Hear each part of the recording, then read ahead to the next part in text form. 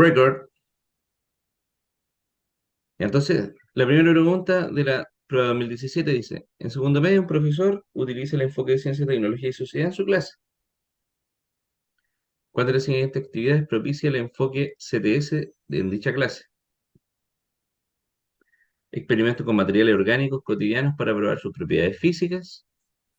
Un listado de aplicaciones tecnológicas en química orgánica en un contexto cotidiano. Una búsqueda de investigaciones actuales es la que se utiliza la química orgánica en aplicaciones cotidianas. Una demostración de materias primas orgánicas que se emplean para sintetizar compuestos químicos de uso cotidiano. ¿Cuál podría ser? A ver, ¿nos suena o no algo de ciencia, tecnología y sociedad? ¿No?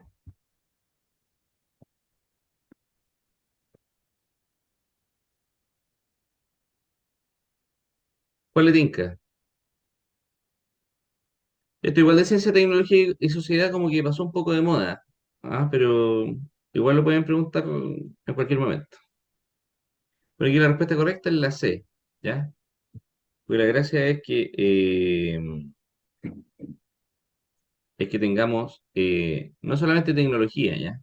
Por Mm, ejemplo, en la D tendríamos demostraciones de materia, una experimental. demostración de materias primas, eso es pura tecnología, digamos, ¿ya? No, el componente científico tiene que apuntar sí o sí a analizar investigaciones que nos den un conocimiento básico, ¿no es cierto? Por eso es la gracia de ciencia, tecnología y sociedad. El conocimiento científico, ¿no es cierto?, que se apliquen en la tecnología y que sean, ¿no es cierto?, en beneficio del desarrollo de la sociedad en el fondo, o sea, los seres humanos. O sea, en el fondo, en lo cotidiano, ¿sí? Mm, Aplicaciones que sean concretas. Experimento con materiales orgánicos cotidianos para probar sus propiedades físicas tendría un enfoque científico, claro que sí, sí. porque tiene la parte experimental. Lo cotidiano, que claro, tenía el componente como de sociedad, que sería como lo próximo que tenemos, pero falta el enfoque tecnológico. Un listado de aplicaciones tecnológicas de química orgánica en un contexto cotidiano. Tampoco tendríamos aquí el contexto científico, o sea, o es una o es la otra. Sí, Entonces la C es la única que cumple con la triada. con las tres ¿Ya? condiciones. Exactamente. Luego vamos con la 2. Dice, un docente está trabajando con sus estudiantes de tercero medio el concepto de calor específico en el contexto de calor y temperatura. ¿Cuál de los siguientes ejemplos cotidianos, ¿ya?, permite introducir ese concepto? A, al sacar una lata de bebida que ha estado dentro del refrigerador por un largo tiempo, se forman gotas de agua sobre su superficie. Por más fuerte que sea la llama aplicada, la temperatura de una olla con agua hirviendo no aumentará mientras quede agua en la olla.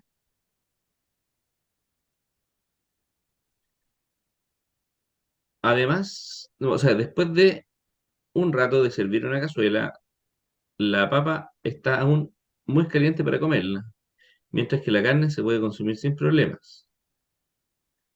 Al dejar al sol una botella pintada de negro, otra similar pintada de blanco, ambas con agua en su interior, la de color negro alcanza una temperatura mayor que la de color blanco. Sí. Ya. ¿Cuál podría estar relacionada con el concepto, ¿no es cierto? O podría introducir el concepto calor y temperatura. Sí. ¿Cuál podría ser? ¿Cuál es el La concepto que está C, ¿Cuál es el concepto que está enlazado?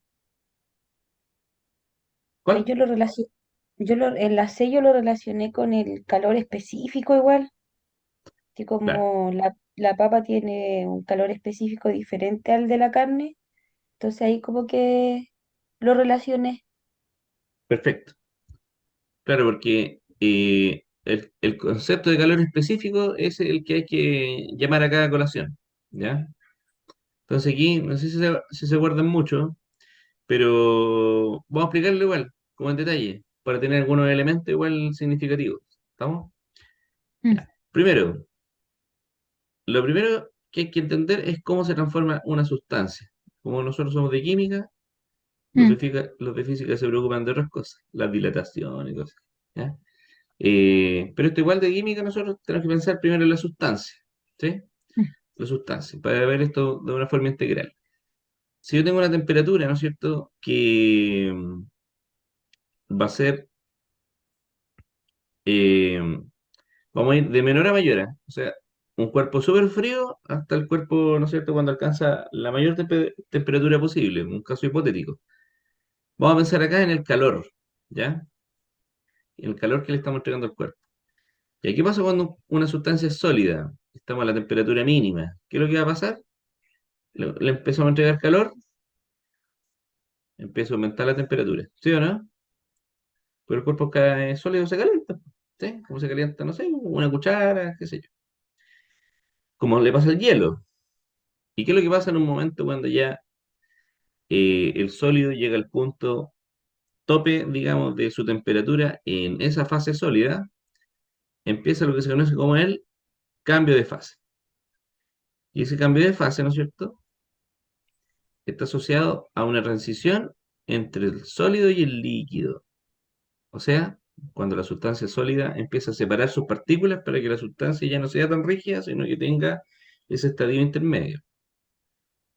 Y luego pasamos a la fase líquida, una vez que todo el sólido se transforma en un líquido. Y antes de seguir en adelante, vamos a entender lo siguiente. Una sustancia sólida va a tener un calor específico distinto que la misma sustancia líquida. ¿Estamos? Sí, Como el agua y el hielo. ¿Ya? Entonces el agua y el hielo tienen una sustancia, eh, son sustancias iguales, ¿ya? A nivel corpuscular. Las dos son agua, pero el arreglo molecular es distinto, entonces eso va a hacer que tengan calor específico distinto. ¿Ya?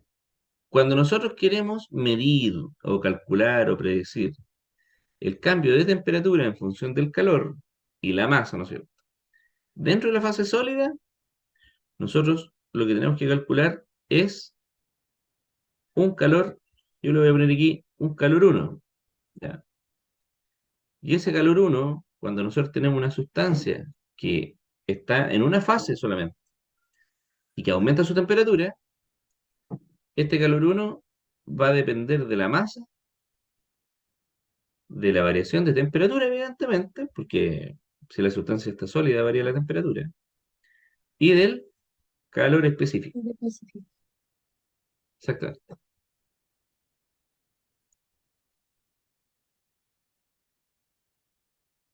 Si yo tengo un calor 2 en la fase líquida, también vamos a tener algo que pasa de esa manera, ¿ya?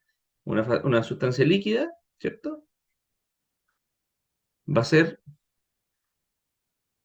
por ejemplo, aquí, U2 va a ser el calor, ¿no es cierto?, calculado a partir de la masa, ¿no es cierto?, de la sustancia líquida, por la variación que tiene la temperatura de ese líquido, y por el calor específico respectivo, que no tiene que ser porque igual al calor específico de arriba, ¿ya?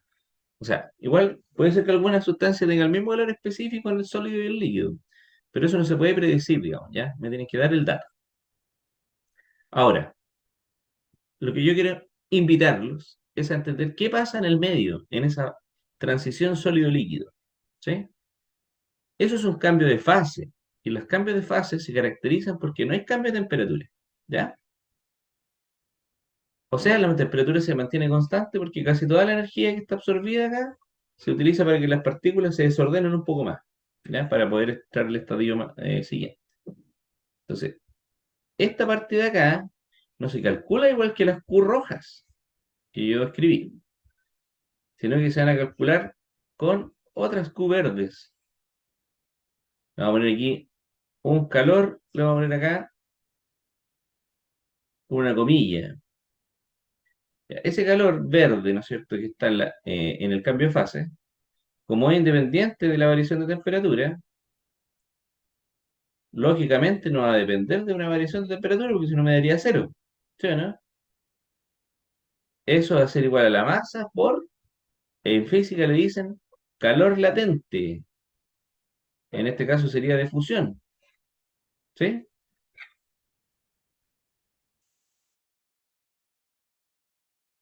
Y entonces, el LF sería el calor latente de fusión.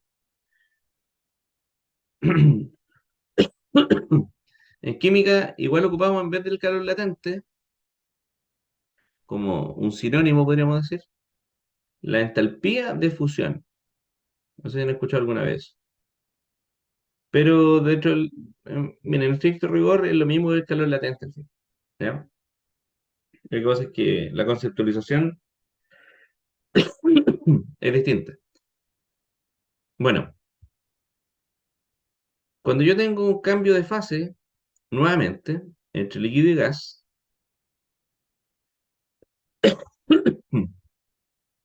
¿qué va a pasar? Nuevamente se estanca la temperatura. Y ya cuando toda la sustancia es gaseosa, evidentemente me va a pasar lo que tiene que pasar.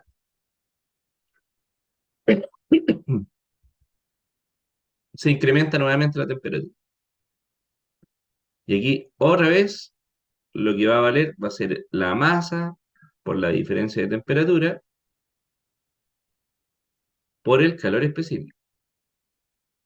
¿Ya?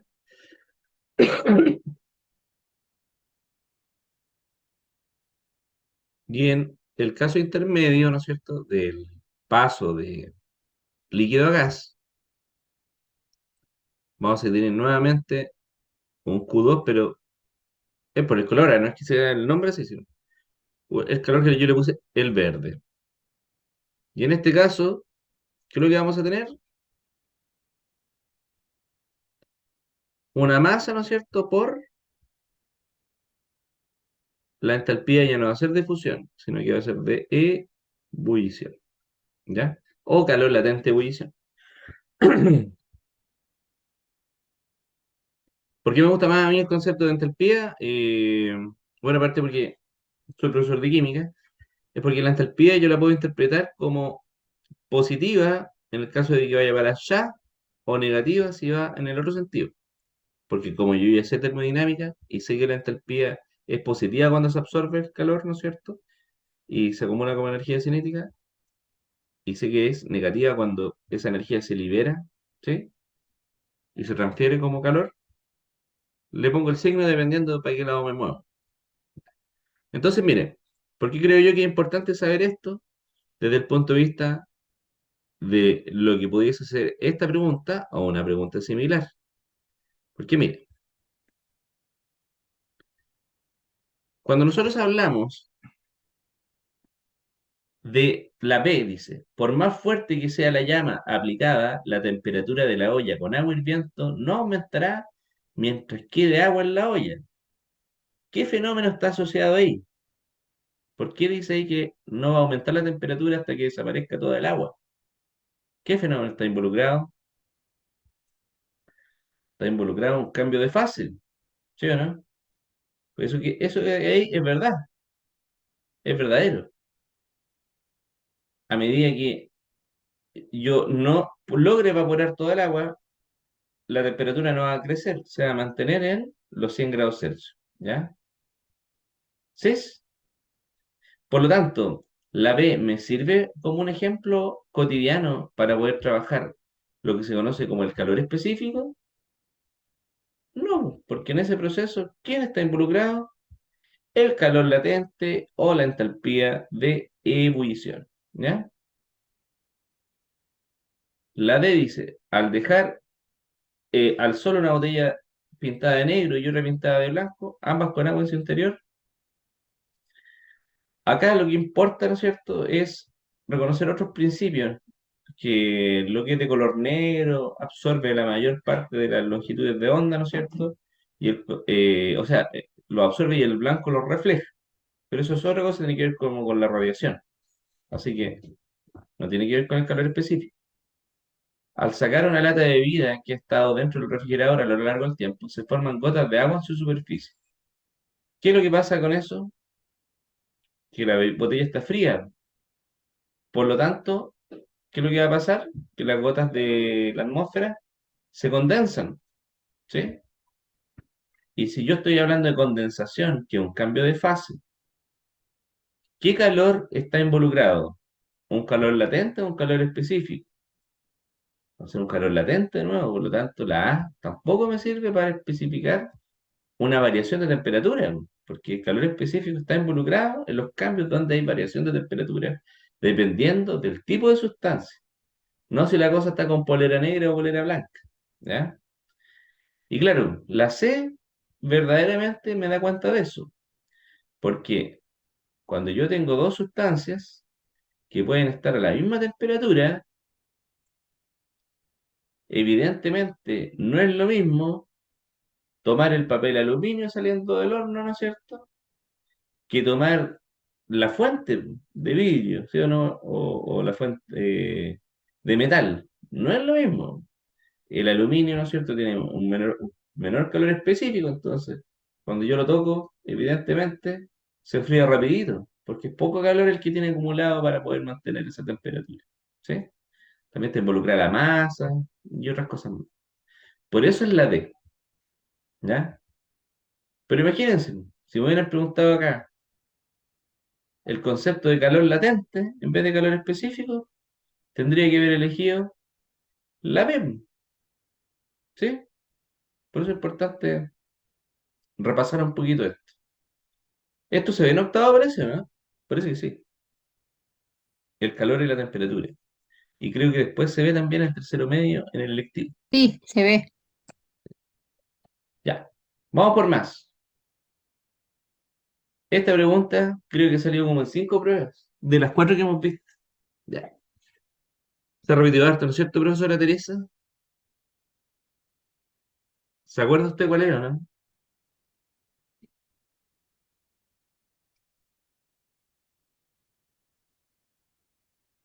Sí, me acuerdo. A ver, rájese. Rájese con la respuesta, a ver. Póngale, póngale. Era la D. Pero absolutamente Sí. tiene toda la razón. ¿Y por qué es la D? A ver. Porque la Bueno, 1 y la 2 tienen cero de vinagre, po. Entonces nosotros no exacta. podíamos considerar esa porque había vinagre. Claro, necesito, ¿no es cierto? Claro. Si quiero comparar la reacción química, necesito tener sustancia que haga reacción, ¿sí? Por lo tanto, estas dos no nos sirven. Aparte que esas dos no tienen vinagre, tienen 100 ml de agua y tienen temperatura distinta y la pastilla es distinta. Entonces, no podría servir, digamos, ninguna, como para ver el efecto del vinagre o la reacción de la pastilla con el vinagre. Por eso dice la reacción entre el agua, el vinagre y la pastilla. O sea, en la declaración, como ejemplo, la reacción entre el agua, el vinagre y la pastilla. ¿Ya? O sea, tengo que tener de las tres sustancias. Bueno, ¿por qué dejamos de lado la 3?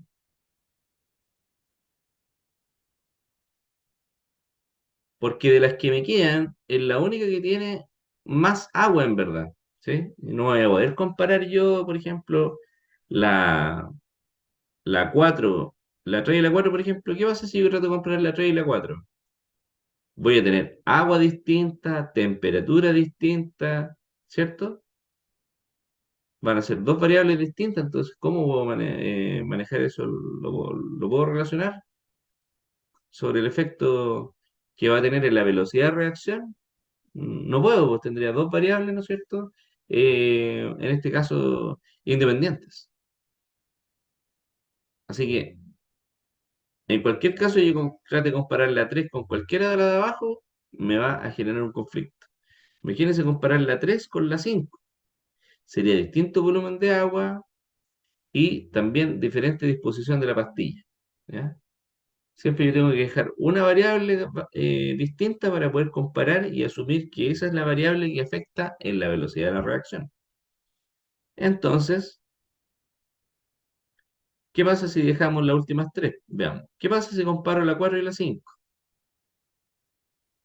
Ya voy a tener la misma cantidad de agua, ¿se fijan? ¿Sí? Que tampoco me serviría para poder comparar. Imaginen, la 15 y la 16 entera y molida. Tampoco podría comparar esas dos, ¿ya? Pero, mire lo siguiente. ¿Qué pasa si yo comparo la 4 y la 6? ¿Qué es lo que tienen diferente? Esto es igual, esto es igual, esto es igual, esto es Que igual. una entera y otra es molida ahí. El Solamente grado me de cambia división. la disposición de la pastilla. Por lo tanto, la 4 y la 6 me sirven para hacer comparación. ¿Estamos? Ahora, vamos a ponerle con otro color para que se vea súper bien. Si yo comparo la 5 y la 6, ¿qué es lo que cambia? Mira, las dos pastillas están iguales, el mismo volumen de vinagre, el mismo volumen de agua. ¿Qué es lo único que cambia? La temperatura. Por lo tanto, ¿qué factor podría yo evaluar? Si esa es la idea, científicamente, con las variables controladas y todo el cuento. En 4 y 5 podría evaluar efectivamente la temperatura, el efecto de la temperatura, ¿cierto? Y en la 4 y la 6, ¿qué podría evaluar? El efecto de la El disposición de la estado de pastilla, división. el estado de división de la pastilla, ¿cierto? Porque no es lo mismo tomar una pastilla de paracetamol que molerla, ¿sí o no? ¿Se entiende? Cualquier otra combinación que uno busque no va a ser beneficiosa. Comprobado, ¿sí? Ahora, ojo con esto. Nos faltaría acá al lado, ¿no es cierto? Evidentemente el resultado de la velocidad de reacción o el tiempo de reacción, que sería la variable dependiente, ¿sí? Porque eso es lo que estamos tratando de buscar acá. El efecto que tienen los factores individualmente sobre la velocidad de reacción. ¿Viste?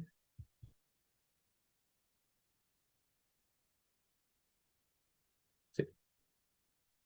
Ya. Avancemos un poquito. 4. En el contexto de la enseñanza de la química de polímeros de cuarto medio,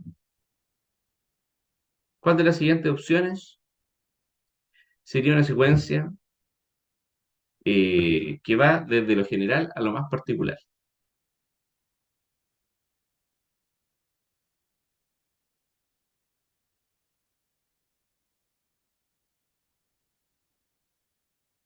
¿Cuál podría ser? Veámosla. Mostrar ejemplos de monómeros, explicar cómo se forman los polímeros por medio de las reacciones correspondientes y luego No, ejemplificar con polímeros naturales y artificiales que se utilizan en la vida cotidiana. no, porque ahí Es va de lo particular a lo más general, pues. claro. Bueno, generalmente en química, como nosotros estudiamos las cosas, las sustancias así de tamaño como humana, podríamos decirse, o un poquito más chiquitito, y lo explicamos desde lo micro, para nosotros lo que es general, en realidad es lo que podemos percibir. Eso es nuestro fenómeno, ¿sí? Y de ahí nosotros escarbamos para abajo y logramos interpretar lo que pasa a nivel microscópico, ¿sí? ¿Se entiende? Y luego de eso analizamos la dinámica y las transformaciones que tienen las diferentes sustancias. Eso es lo que estudia la química en el fondo. Entonces, mostrar ejemplos de monómeros, explicar esto no sería, porque siempre uno debería partir desde los ejemplos de la vida cotidiana, ¿sí? Por eso que en biología, no sé si en biología siempre se parte hablando de la célula. Y debiese empezar a hablar, por ejemplo, de las enfermedades o la diversidad, digamos, de las personas, de la genética, primero del fenómeno, después hablar de la genética. ¿Sí? Eso es lo que se refiere ir de lo general a lo particular. ¿Sí? Y si uno parte hablando del ADN y después se va para los fenómenos, como que inmediatamente se genera una fragmentación conceptual. ¿Ya? Y acá es lo mismo. Si yo empiezo a dibujar átomos no hay monómeros, nadie va a entender nada. Hay que tratar de relacionar las sustancias y después meterse al mundo microscópico. Comenzar con ejemplos de polímeros que se emplean en la vida cotidiana y luego explicar la formación de polímeros por medio de reacciones correspondientes y finalmente explicar qué son los monómeros. Bueno, nada que ver ahí porque tendríamos una dificultad conceptual, ¿no es cierto? Que se conocería como un obstáculo epistemológico, que sería no comprender la naturaleza de lo que estoy explicando. Si los monómeros tienen que ir primero que los polímeros, ¿cómo yo voy a explicar cómo reaccionan los polímeros y después voy a explicar qué es lo que es un monómero? No se puede. Eh, Imposible. La C tiene más sentido. Explicar con polímeros naturales y artificiales que se utilizan cotidianamente y a partir de ello identificar las unidades monoméricas. Luego explicar la formación de estos polímeros por medio de las reacciones químicas correspondientes. Fantástico, ¿no? Es así. Ejemplificar las reacciones químicas que forman los polímeros de uso cotidiano y sus monómeros, y luego solicitar que por analogía con los ejemplos encuentren otros polímeros de uso cotidiano y desarrollen sus reacciones químicas. Ya, y esto se nos escapa un poco del objetivo, ¿ya?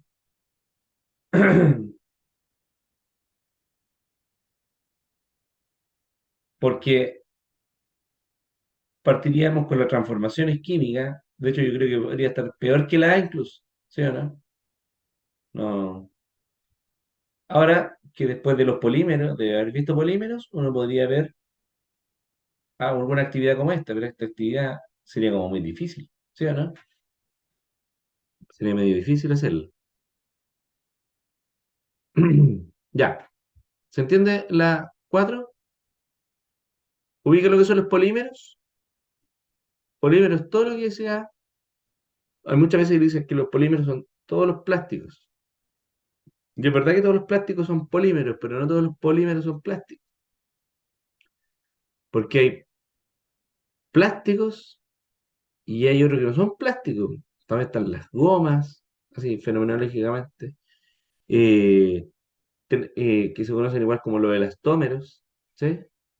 Por eso que hay termoplásticos, termoestables, ¿cierto? Hay unas diferentes clasificaciones según las propiedades mecánicas, las propiedades térmicas que tiene la sustancia, las propiedades mecánicas, me refiero que si son elásticos, por ejemplo, están los elastómeros, también existen la clasificación según los polímeros de origen biológico, como por ejemplo las fibras, la celulosa o la glucosa, no la glucosa, perdón, se polimeriza, de origen el almidón en las plantas o en el mundo vegetal, ¿no es cierto? Y al glucógeno en el mundo animal, están las proteínas, el ADN, ¿no es cierto? Todo, esos últimos serían polímeros que son naturales. Y polímeros que son sintéticos, ya tendríamos todo lo que son bolsas, nylon, Lego, etcétera, etcétera. Incluso los Lego de los chinos. Ya, vamos con la 5. ¿Qué aprendizaje nuevo, previo, perdón, es necesario desarrollar en los estudiantes para que aprendan el concepto de serie radioactiva?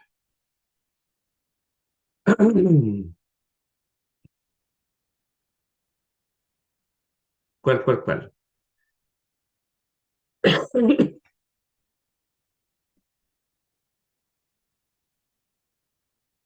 ¿Qué concepto es primero? Una buena pregunta. Por ejemplo, ¿me sirve la configuración electrónica de los átomos para poder ver el concepto de serie radioactiva? No, No, ¿no es cierto?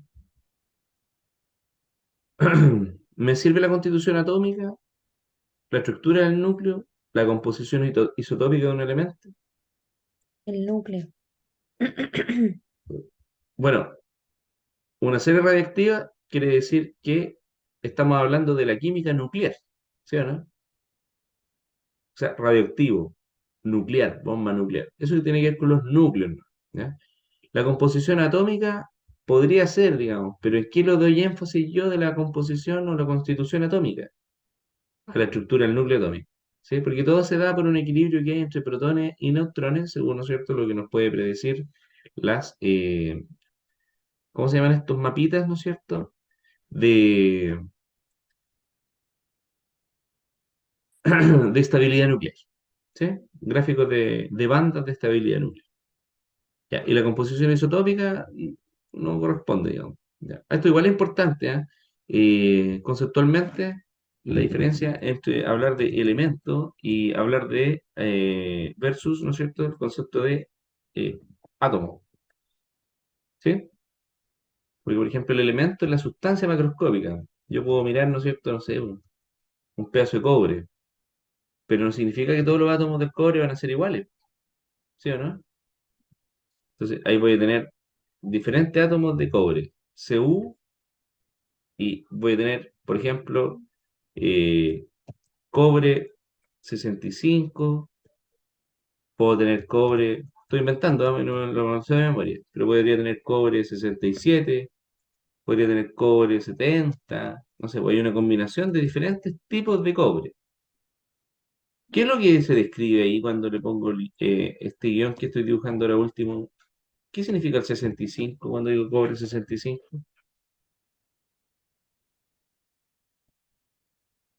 ¿Sí? No le pego mucho a la lectura de labios. ¿Cuál sería ese numerito? ¿Qué significa?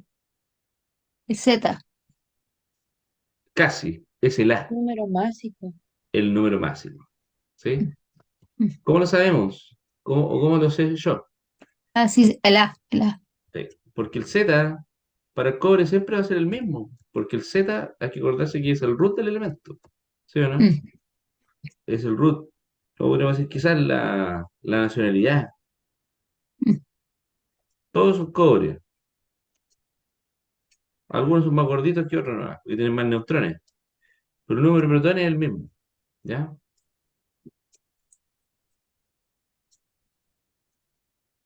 ¿Se entiende la idea? ¿O no? Sí,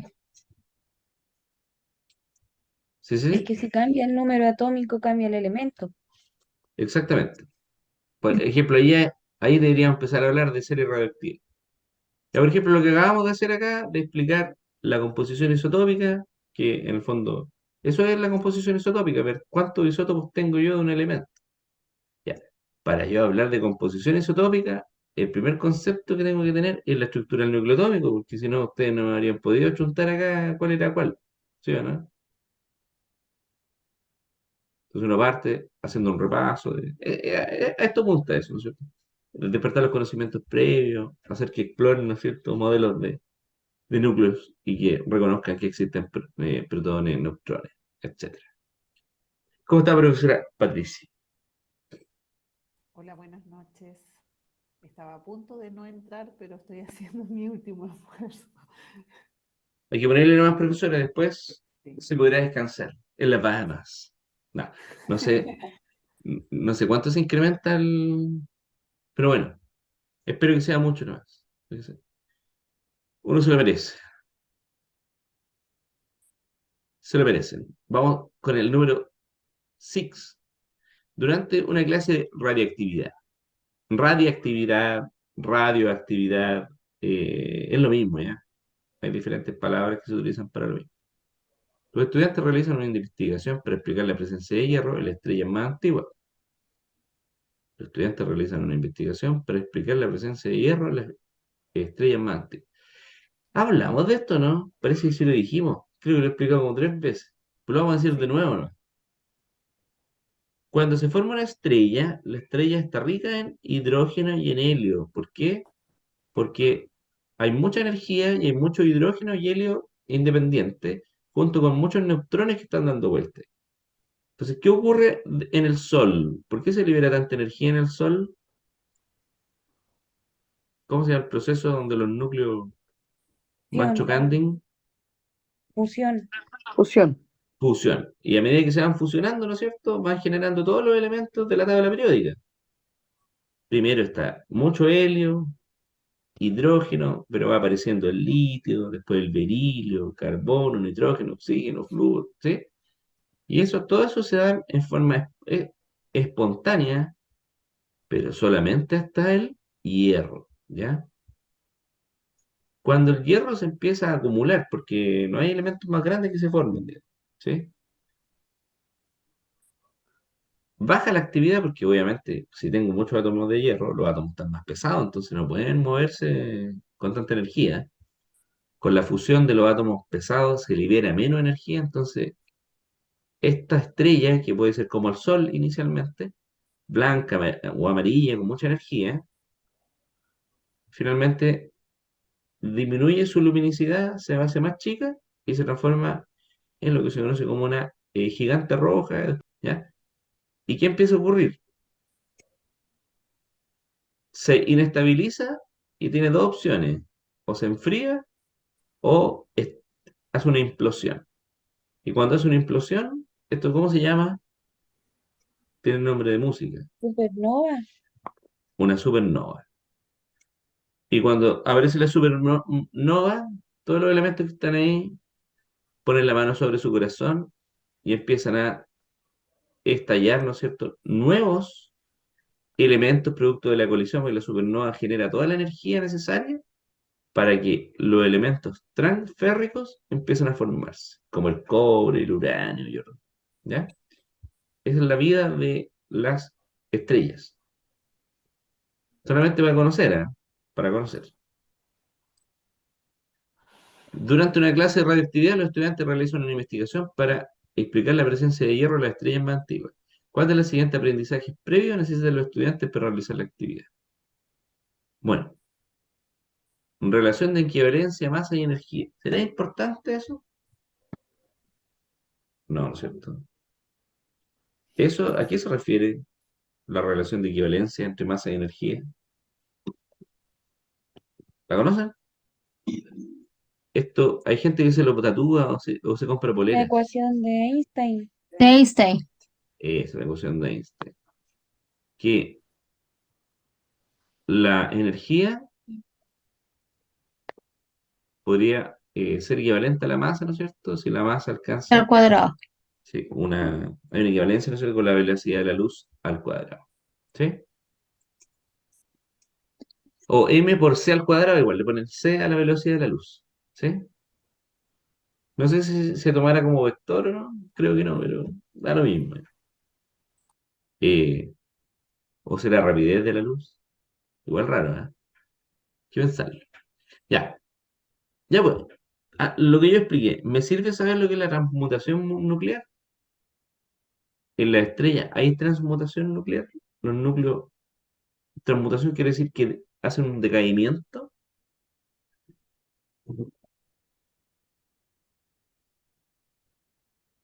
transmutan, o sea, un elemento se transforma al otro así, simple y llanamente. ¿Hay fusión nuclear o hay fisión nuclear? ¿Qué es lo que ocurre?